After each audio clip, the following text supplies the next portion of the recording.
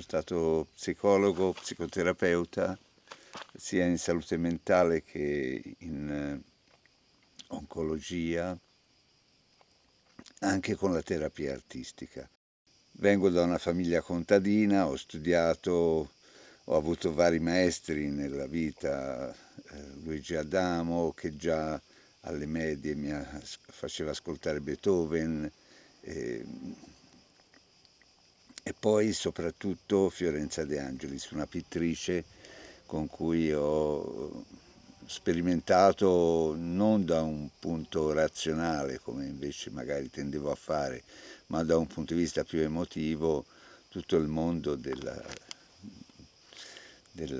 della conoscenza, della vita, insomma, e questo mi ha permesso di riconoscere lo spirito.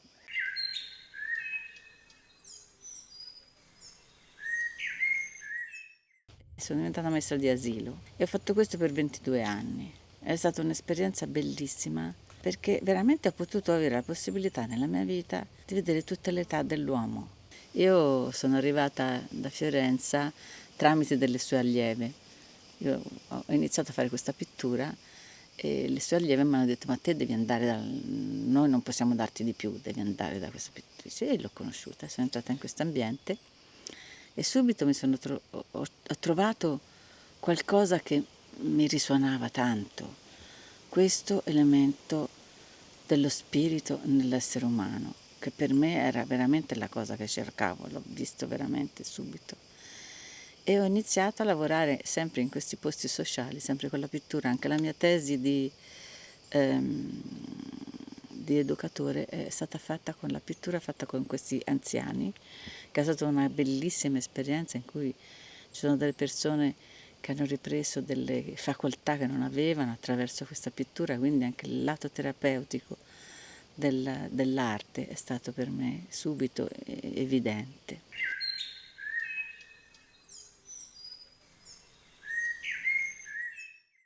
Mi capita più di insegnare, accompagnare qualcuno a dipingere piuttosto che dipingere io. E allora dipingo in funzione dei corsi che ho, perché in qualche maniera tutte le persone sono domande per me. E allora cerco di capire dove andare a toccare, insomma, ecco. E quindi affronto dei temi sulla base delle istanze che mi sembra di aver colto nelle persone che vengono a dipingere.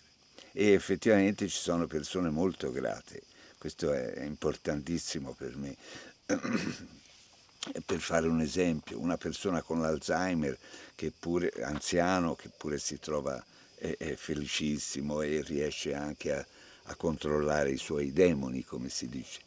Un ragazzo molto giovane che ha problematiche di tipo sociale importantissimo, che si è riconosciuto, ha sentito quella musica che andava cercando, quindi insomma questo è molto importante.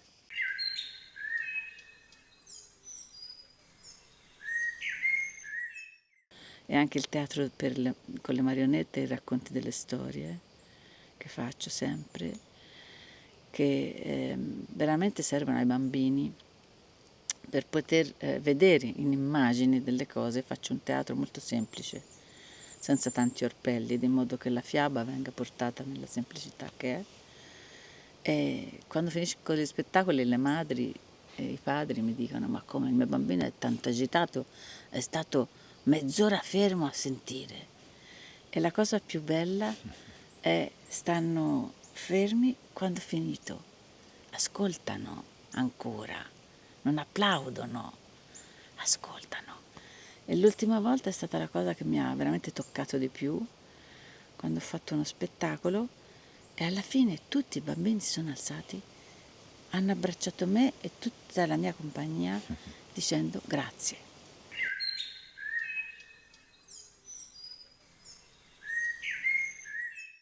Dipingere fuori dal colore, quindi si arriva al figurativo, però non partendo dall'immagine, perché sarebbe qualcosa come trasferire un qualcosa che è nella testa su un foglio, ma partendo proprio dai colori nel loro movimento e nelle loro relazioni tra di loro e con me. Quindi l'idea è di arrivare a un'immagine, ma non troppo presto e non esistente a priori. Quindi è proprio un processo creativo a tutti gli effetti. Ecco, l'immagine è l'ultima e quando io procedo non so quale sarà l'immagine. Secondo un percorso che è di concentrazione, meditazione, quindi passo passo, e contemplazione, quando io riesco a fermarmi e colgo, se possibile, un'immagine che può essere un'idea, che può avere un contenuto anche oltre me.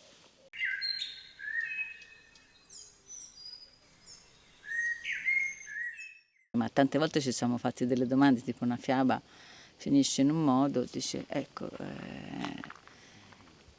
nel mezzo di una foresta fitta e scura c'era una volta un castello. Com'è sta foresta? Fitta e scura. Dove sta questo castello? Sta in alto, sta in basso? Cioè, tutte le possibili interpretazioni che poi dai nella regia, cioè, che diventano anche più personali a un certo punto. Ce lo interrogavamo insieme con il gruppo, anche col musicista, anche con la lettrice.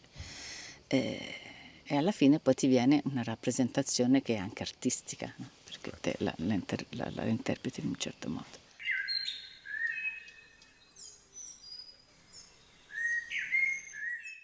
Si parte dal principio che già il rapporto tra i colori parla.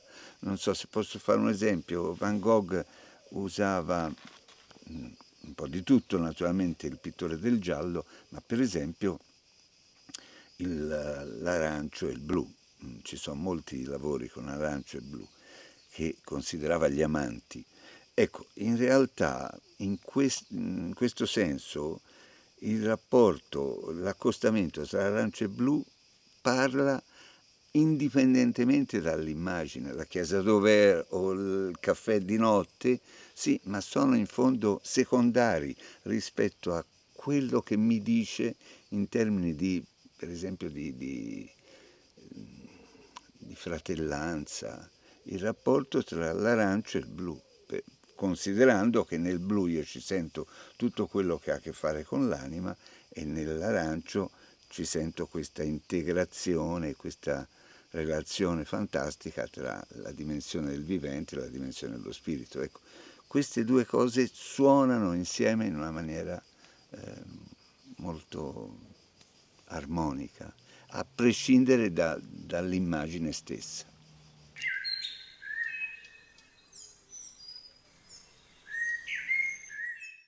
Questo lavoro di portare la verticale sulla mano, perché porti i fili e dai l'anima a questo personaggio, è una cosa difficilissima perché devi trasportare proprio veramente, devi essere lì, non sei più qua, ma sei lì e al contempo devi essere delle volte lì e delle volte qui. E quindi è un lavoro molto grande che mi ha insegnato tantissimo anche in questo rapporto fra dentro e fuori, quindi proprio un esercizio quasi meditativo, devo dire la verità. E quando sei veramente con il personaggio, mi è capitato anche per esempio che qualcuno mi ha scontrato, io ho fatto ai, hanno scontrato il personaggio perché te sei lì dentro, proprio lì a interpretare e provi delle emozioni molto forti se sei dentro il personaggio, proprio l'emozione di quello che accade a questo personaggio, lo senti proprio te. L'arte è veramente una porta che permette di incontrare le persone, che permette di amare le persone, di amarsi gli uni gli altri, quindi è veramente un viatico preziosissimo.